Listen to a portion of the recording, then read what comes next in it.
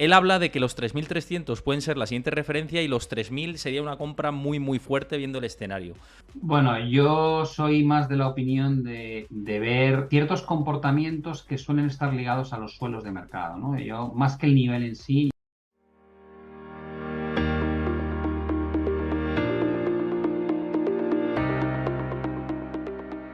Yo el titular que suelo decir muchas veces cuando me entrevistan es que la Fed no va a cometer el error de la otra vez, va a cometer otro nuevo. Es decir, Sí. el error de no controlar la inflación no pueden permitirse errar en ese punto. A cambio, van a cometer el otro error. El otro error es que dentro de un año a lo mejor les oyes decir es que era necesario hacer lo que hicimos para controlar la inflación y que no se convirtiese en un problema más grande en el futuro, y sabemos que a raíz de esa lucha, pues hemos tenido una crisis económica de caballo. Yo creo que es lo que vamos a escuchar. Entonces, por eso me fascina, ¿no? Ver el mercado tan tranquilo, ver a los inversores con esta idea de ¿cuándo volvemos a lo de antes? Digo, pero ¿cómo volver a lo de antes? ¿Pero en qué mundo vives? Si lo de antes Sí. son volantazo tras volantazo. No creo que vayamos a volver a lo de antes.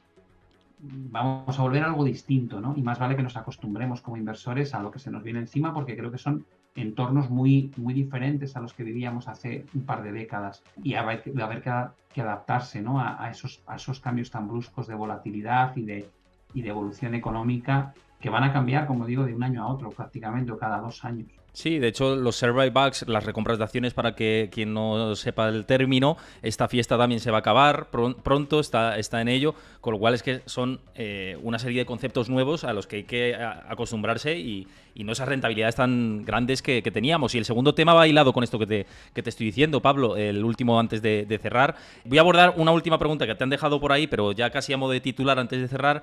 Esta última cuestión es que precisamente había salido Hartnett de Bank of America y hablaba de sus escenarios, ¿no? De momento ha acertado bastante, de momento, sobre todo en la parte técnica, de dónde se ha ido frenando el SP500 en concreto, y la verdad que me parece un análisis interesante lo que está haciendo ahora. Él habla de que los 3.300 pueden ser la siguiente referencia y los 3.000 sería una compra muy fuerte viendo el escenario. ¿Tú compartes que por ahí, viendo que pues parte del ruido se está descontando ya, ¿no? Y que va a haber más ruido que se terminará por descontar, pueden ser como unos niveles referencia dentro del mercado de Estados Unidos?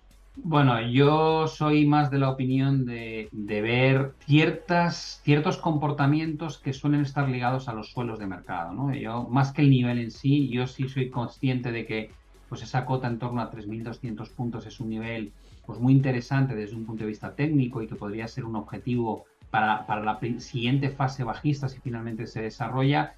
Pero luego cuando la gente intenta poner un cascabel al gato, ¿no? Es decir, ¿dónde se va a parar? Digo, yo creo que nunca hemos sabido dónde se va a parar. Lo único que sí puedes decir es que en torno a los mínimos del mercado hay unas pautas de comportamiento que te ayudan a decir, ya me compensa entrar, ¿no? Uno es la propia valoración bursátil, ¿no? Cuando tú ves una corrección en las estimaciones de beneficios suficientemente grandes y unas valoraciones sobre ventas o sobre CAPE o lo que te guste mirar o las cosas que quieras utilizar como recurso. Cuando tengas eso, dirás, no quiere decir que no pueda bajar más, pero ya tiene una rentabilidad por dividendo, tengo una valoración futura que me permite trabajar con un escenario de revalorización a largo plazo suficientemente atractiva como para que me merezca la pena el riesgo de entrar. Lo segundo es el comportamiento de la volatilidad, ¿no? Suele ser un indicador muy bueno de pánico cuando se dan esos picos de volatilidad tremendamente fuertes, indica que mucha gente se está bajando ya del mercado. El spread de crédito, estamos en un entorno de subidas de tasas de interés, el crédito de mala calidad está haciéndolo mejor que el bono soberano, no tiene ni pies ni cabeza, esa parte tiene que saltar por los aires, porque además no tienes a un banco central que te va a comprar el crédito de mala calidad en una crisis como la que se avecina, creo que todavía no lo hemos visto. Tienes un efecto de correlación enorme entre los buenos y los malos, es decir, normalmente cuando hay un colapso y el mercado capitula, la gente acaba quitándose lo que tiene. Empiezas vendiendo lo que no te gusta y acabas quitándote lo que tienes, porque te queman las manos y lo vendes. Y por eso se producen correlaciones muy curiosas entre sectores que han sido ganadores y que tienen compañías buenas y sectores que son muy malos. Dejas de vender lo malo porque ya no lo tienes, vendes lo que te queda y momentáneamente el retorno de esos sectores se contrae muchísimo. Y luego se vuelve a abrir muy rápidamente en favor de los buenos, pero esa contracción se produce y eso te indica que la gente se está saliendo. El propio volumen en los spiders, en los ETFs que replican los índices, hay algo ahí que te dice, a partir de este momento empieza a ser interesante. Yo a la gente siempre le digo lo mismo, digo, si tú te has bajado del mercado a tiempo y el mercado corrige un 50%, por poner un ejemplo, volver al nivel de partida, a los máximos de finales del año pasado, principios de este año, para el que no ha hecho nada, simplemente te deja donde estabas. Para el que se salió y pudo comprar con un 50%, para cuando vuelves a máximos ha duplicado su capital, lo cual le permite cerrar toda la ganancia y seguir invertido como estaba.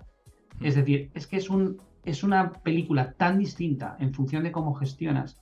Y te puede pasar como ocurrió en 2000, ¿no? Que si te bajabas en 2000 cayó un 52%, después recuperó donde estaba y volvió a caer otro 56% y no llegó a superar hasta 2013 el índice, con lo cual te dio la posibilidad de hacerlo 2 veces, es decir, ganar un 200% cuando el que se quedó posicionado seguía con la misma posición que al principio, pero tuvo que esperar 13 años para recapitalizar su inversión y sufrió 2 drawdowns de más de un 50%.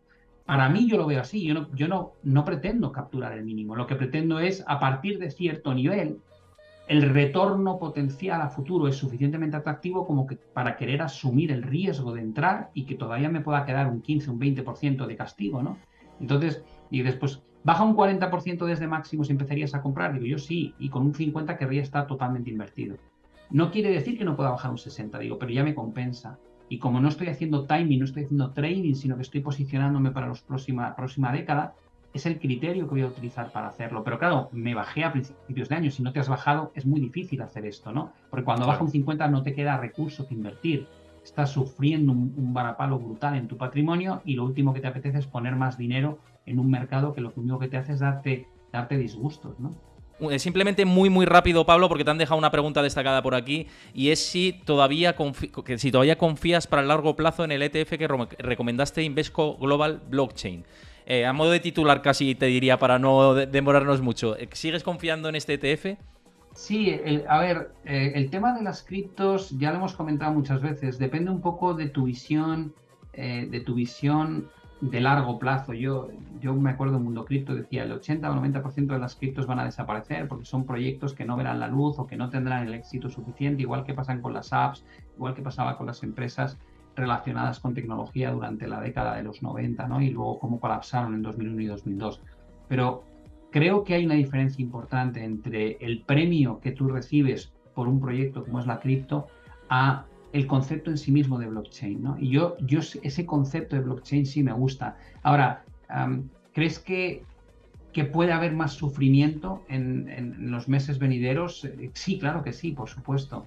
El gran problema de los inversores es que cuando tú les dices yo me gusta esta idea a largo plazo, compran el concepto de a largo plazo, pero luego pasan 6 meses y si las cosas no van bien, pues se empiezan a poner nerviosos, ¿no?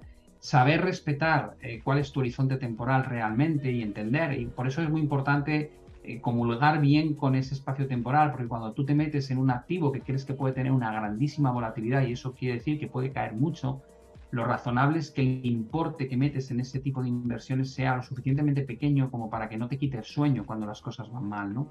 Y eso es ajustar el importe de tus inversiones al riesgo potencial que tienen. No solamente al retorno. La gente suele mirar solamente el retorno. Cuando se meten en el criptos, como ha multiplicado por 10, pues si yo meto tal cantidad y multiplica otra vez por 10, gano tanto. Y digo, no, claro, pues es que si multiplica por 10 puede perder un 90%. Entonces, esa es la parte que no quieres ver. Sí, siempre digo lo mismo, si tú no has invertido una cantidad excesivamente grande y lo que de verdad estás planteándote es que esto es una tecnología que probablemente va a ser disruptiva en el largo plazo, deberías estar cómodo con ese tipo de inversiones, al margen del resultado que obtengan en el corto plazo. Y yo creo que van a bajar más, yo creo que vamos a ver, no hemos visto los suelos de las criptos en absoluta, y ya os digo que muchas creo que van a desaparecer durante estos próximos años, ¿no? Y serán sustituidas por otras que tengan pues más eficiencia y que tengan mejor recorrido en el futuro, tal y como ha ocurrido con la tecnología desde que llegó Internet. Se ha visto muy bien, ¿no? Quiénes lideraban en el año 2000 y cuántos quedan de eso. Solamente Microsoft. Todos los demás han pasado a mejor vida o simplemente son compañías que sí, se han ganado la vida, pero no han sido punteras, no han sido líderes. Claro, acordémonos de Yahoo cuando era súper destacada, luego siguió, pero luego fue comprada después. Bueno, hay muchísimos ejemplos de la época de las .com. Nokia mismamente era la líder. En aquella época. Sí, totalmente, así es.